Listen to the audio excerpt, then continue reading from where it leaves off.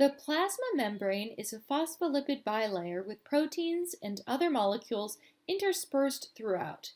It is a barrier between the cell interior and the external environment. Some proteins from the Golgi apparatus become embedded in the membrane. Others are transported through the membrane. Proteins get transported to the cell membrane via the endomembrane system.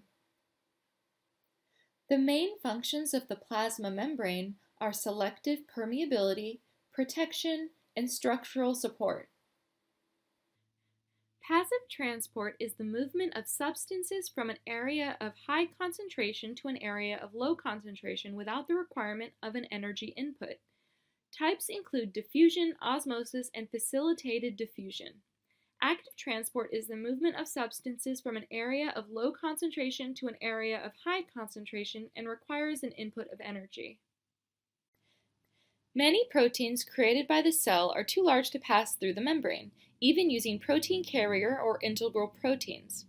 How do these macromolecules exit the cell? When the substance needs other ways of getting into or out of a cell, they will enter and exit by fusing with the cell membrane. There are several special functions of the membrane as larger substances enter and exit the cell.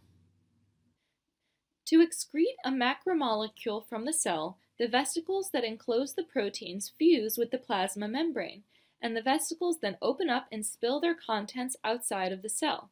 This process is known as exocytosis. The vesicle will become part of the cell membrane.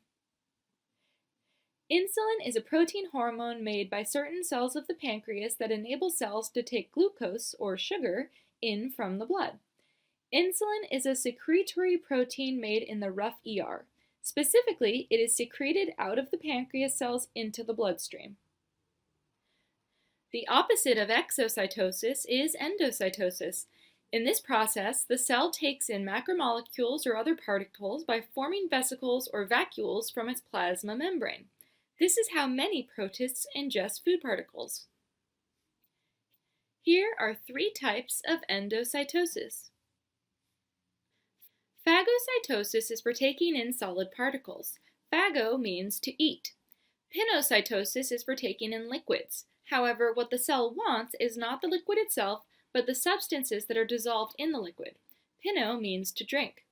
Receptor-mediated endocytosis requires the help of a protein coat and receptor on the membrane to get through.